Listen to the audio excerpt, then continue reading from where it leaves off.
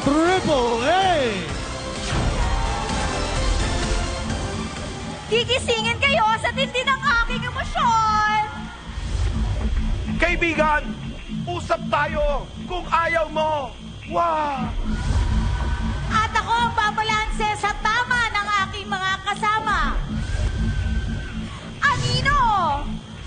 Amunda! At ako, ito ang Starman!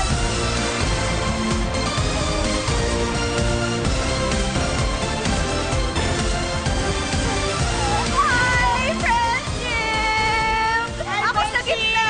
Oo, dito ako sa gitna. Ang saya-saya! I'm so happy today! Kasama ko si Calboy at si Friendship! Hi, Friendship! Wait, Hindi ka pa rin nagbabago, friendship. Kissy! Kissy! Yes? Na-miss ko ang tawa mo. Tawa ka nga! Ang cute mo! Ikaw din, boy! I miss you too! Tawa ka nga din! Tama na! Ang cute! Yay! Excuse me lang ha. Tatlo tayong host. Kasi friendship, di ba wala ka namang trademark na tawa? So, hindi ka makaka-relate. That's so sad.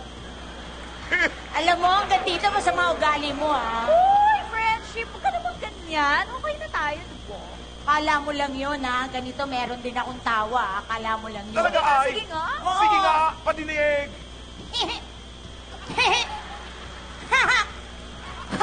O ano, nagulat ka no? Hoy.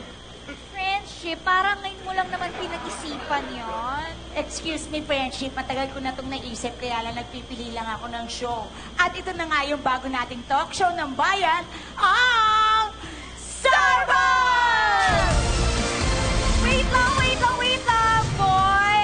Kissy! Friendship, sayang ang oras natin. Time is gold, remember? Mabuti pa umpisahan na natin. I'm so excited na let's go, friendship. So, let's go. are you okay? Yes, I'm very Okay. Yes. Okay. How about you, boy? Kasi kung hindi kayo chikahan, dapat kanina pa tayo nagsimula nung ate-ate mo kasi. Nakakaloka. Bakit ang taas? So, eto na! Okay. Himayin na natin ang mga napapanahong issue dito sa... Hot Topic! Let's go! Let's go na! My gosh, grabe. Sakit na ng feet ko. Ay! Barta! Ay! Ito na ang ating issue number 1! Daniel Padilla at Catherine Bordado o ang tambalang mas kilala talaga bilang Danka, di ba tatawag to sa Comelec? Ay, alam ko yan! Tungkol yan sa litrato nila sa loob ng polling precinct. Nahawak ang kanilang balot sa kumalat sa social media. No! Oo, friendship, tama si Amang. Yun talaga yon. Kasi sinabi na isang Comelec commissioner na wala daw na violate sina Daniel Padilla at Catherine Bordado kasi wala daw naman talagang marka yung balota nila. No! Ay, nakakaloka kayo. Ipinatawag sila kasi nagustuhan ng Comelec yung picture nila. Tapos nagpaalam kung pwedeng palitan ng fan sign. Yan yung uso ngayon. Ginagawa namin yun sa house. Yun lang ba ang dahilan kaya pinatawag sila? Oo! Dangka, usap tayo. Ikaw talaga, boy. Ang hilig-hilig mong makipag-usap. Ay, nauutot na ako. Are you okay? Yes, boy. Okay.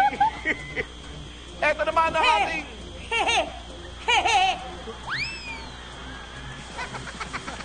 Friendship! Kumain ka ba ng ampalaya? Eto naman ang ating Hot Topics number 2. Kapuso, comedian, Betong Sumayad, sumugod sa ospital. Nang pauwi na si Betong mula sa butuhan, napansin niyang biglang nangitim ang paligid ng kanyang ilong. Oh my gosh! Baka may virus dun sa present niya. Ay, nakakatakot naman. panahon, ang daming virus na kumakalat sa mga tao. Scary, I don't like. Hoy, kawawa naman si Beto, Ama. Ano daw yung dahilan ng pangingitim ng butas ng ilong niya? Matapos sumailalim sa check-up, pinauwi lang siya ng doktor. Oh, At pinagsabihang, huwag na huwag siyang kakamot sa ilong pagkatapos lagyan ng indelible ink ang kanyang daliri. wait. So, ink yung nasa ilong niya? Ink! Oh my gosh! OMG! Nakakaloka, friendship! Parati naman. Okay, nako talagang OMG, baka next week pa matanggal na yon. Ibang klase kaya ang pagmarka ng mga indelible ink na yan. So, Beto, sana ay natuto ka na. O pumunta naman tayo ngayon sa Hot Topics number 3. Kapuso star Dennis Torillo at Jeneline Marcado nagkahiwalay? What? Paano nangyari yun? Anong dahilan? Bakit naghiwalay? Nakakasad naman yun, friendship. Kasi, bagay na bagay pa naman sila. Nasusod ako. Ayoko lang kasi, Friendship, bakit ka nasasad? Eh, hiwalay ka rin naman. Hiwalay kang bumoto sa mga kapatid mo. Di ba sa probinsya sila bumoto, tapos ikaw dito sa Manila? Ano ka ba? sa pagboto pala. Nakakaloka, akala ko sa relasyon. Eh, di ba hiwalay ka rin naman talaga? Anyway, yan ang ating mga hot topics for the week.